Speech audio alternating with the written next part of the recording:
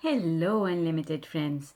Today I'm here to talk to you about an extremely important topic, and that topic is the thing that you want wants you. So let's get right into it. Let me introduce myself first. Hi, I'm Zara Mahoon from zmahoon.com, and on this channel, we discuss anything and everything to do with the law of attraction to create unlimited lives. All right. So, what am I talking about?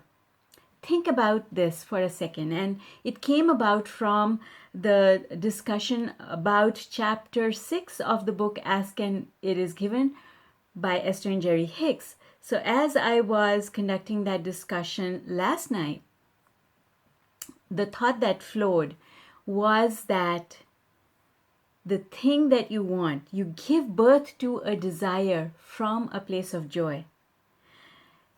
The birthing of a desire is full of joy. It makes you happy to think that you're going to have that person in your life. It makes you happy to think about the new car or the new house or the new job or the business success. It makes us happy to think about all those things. The problem happens that after we think about them, we lose our place of joy because we start thinking, how is this going to happen? And when we ask the question, how, we invariably dip in our vibration and go down the emotional scale. Because the question, how, represents doubt. Now I'm going to go slow because Abraham says, the thought becomes the thinker. And why that and how that happens is when you give birth to a desire, let's say it's that relationship that you want, well, you give birth to the desire from a place of joy. And that desire, because thought never goes away, so your desire is a thought and it never goes away. It was born on the frequency of love.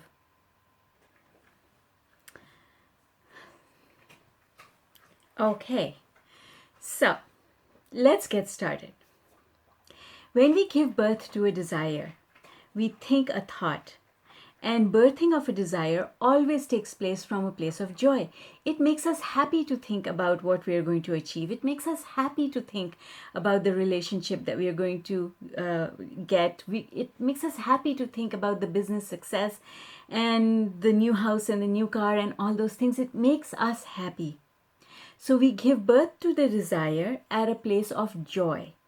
That desire is a thought, and it was birthed at a place of joy. That vibration keeps vibrating. It keeps vibrating because thought is energy, and energy only changes form. It does not go away. So now I've given birth to this desire for a relationship at a place of love and joy, and I have left it there and it's vibrating. The more it vibrates at a place of love and joy, then it is going to become manifest. But what happens with a lot of people is that we give birth to the desire, and in the next moment, we give birth to doubt. So, how is this going to happen? Is it even possible? So now you've literally dipped, you've gone down the emotional scale. So this is the emotional scale. You give birth to the desire from here, then you dip down to a place of doubt and you start worrying about it. So that thought that you give birth to, that desire that you gave birth to, it continues to vibrate. So let me just grab another pen. So here it is, the relationship that you gave birth to, that energy is vibrating and it keeps vibrating. You've left it there. It's given birth to this desire. The universe has answered, and now this person exists. This person that you want a relationship with exists, but they're not yet in your frame of reference. They are not present in your reality. If you keep thinking here on this vibration of love and joy, love and joy, love and joy, love and joy, then the more energy you give at this level, it's that giving of energy at that level that is going to make this manifest. So, but what happens to a lot of us is that we give birth to the desire, and in the next moment, we start asking the question how. And soon as you ask the question how, you go down the emotional scale to a place of worry. Now you're vibrating over here in a place of doubt. And doubt is not over here, so you can't go and meet the person that has already been created for you. You can only meet these people who fall short of what you want. If time goes by and nothing happens because you are here, you might dip even further from worry and doubt. You might dip even further to a place of despair. Okay, this is just never going to work for me. It's never going to happen. And here, this is the absence of what you want. It's the opposite of that. It's the absence. And this is the having. Now, the interesting thing about all of this is that the thought, each thought keeps vibrating. This thought is vibrating, this thought is vibrating, and this thought is vibrating. So your desire of having a relationship is now also on an emotional scale. So the thing that you want is also on an emotional scale, and it is vibrating just like you're vibrating, but it's vibrating over here. And if it's vibrating, then it is also like a magnet on an emotional scale. So remember, our emotions are magnets. So this thought that you sent out into the universe, it is still vibrating, generating that emotion of joy.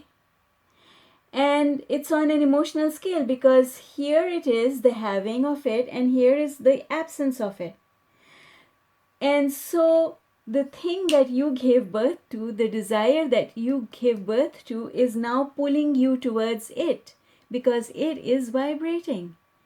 And vibration has pulling power. It's like a magnet. So just as you want it, it wants you as well. However, if you're over here or you're over here, you won't be able to manifest it. So in order to manifest this, you need to go all the way up the emotional scale to a place of love and joy. And now you can meet this desire because now you're pulling it and it is pulling you, and you're going to meet somewhere in the middle. That meeting is going to take place. So you see how interesting it is that the thought becomes a thinker, because the thought becomes a thinker because the thought keeps vibrating even after you have thought it. It never goes away. And that is why any desire that we ever give birth to does not go away. It is all held in what Abraham calls the vibrational escrow or the vortex until we are able to go up the emotional scale and join that thought at that level, and that's when manifestation takes place.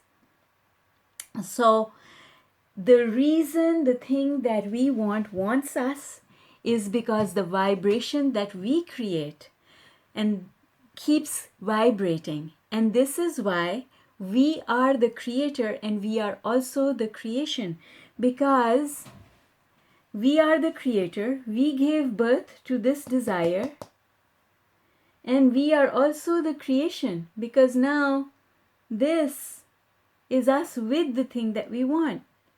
And it's really, really interesting how once you understand how energy plays, and once you start understanding that matter only changes form, never goes away, then you understand that the more energy you spend at these levels, whichever level you pick, and you spend a lot of energy on it, then that's the level at which manifestation will take place. If you want the having of it, you've got to generate this energy. As long as you keep generating this energy or any energy in between, then you're not going to achieve this. You will achieve, because manifestation is always going on. You will manifest something, but it won't be what you want. It'll be the absence of what you want. So folks, I hope that this was useful. I hope you enjoyed it, and I hope that it helped to clarify your understanding of how manifestation takes place. And so what we need to do is, once we give birth to a desire, we need to remember that we should not ask the 5 questions that actually school says we should ask. How will it happen? When will it happen? Who's going to be part of the picture? Our schooling tells us to ask these questions. When? Why? That's what goal setting is all about. But that's not how things work in the world of law of attraction. In the world of law of attraction, the more you ask the questions, the further down the emotional scale you go, and the further you push out the thing that you want, because it will not come to you under those conditions. So what should we do? Give birth to a desire, then don't ask those questions. Who, how, when? No need to ask any of those questions. Forget about it and trust that if you forget about it, the universe will bring it to you. If you do think about it, if you do visualize it, do it with joy. Don't ask, where is my thing? I did a visualization, where is it? Oh, it's not here yet. Because soon as you notice that it's not here yet, you go down the emotional scale. And because our movements up and down the emotional scale happen very quickly, in a split second we can be all the way up here, and in a split second we can come all the way down here. It is very difficult for us to keep track of exactly where we are on the emotional scale from minute to minute to minute. But if you make the decision today with me right here and now that you are going to become an appreciator, that means in any moment in time, I am going to look for something to appreciate. Oh, I gave birth to this desire for more money. All right, that's fun. I'm going to spend my money in this way and this way and this way. And now I'm going to get off the subject because I don't need to uncover how that is going to happen. I've done my job. I've enjoyed giving birth to the desire, and now I'm going to focus on something else to appreciate. Oh, look at that beautiful bird, right? Look at that beautiful flower. Take your mind off that and find something else to appreciate. Always look for things to appreciate. Look for ways to enjoy where you are. That is what mindfulness is all about. Mindfulness means I'm going to be here in my now with appreciation. Not just be here now, be here now with appreciation. Okay, folks, that's all I have for you today. I hope you enjoyed this segment, and I look forward to seeing you in my next video. So before you leave, remember to click on that like button, and if you will, click on the notification bell as well so that I can send you an invitation to come back. Take care, and I'll see you next time. Bye for now.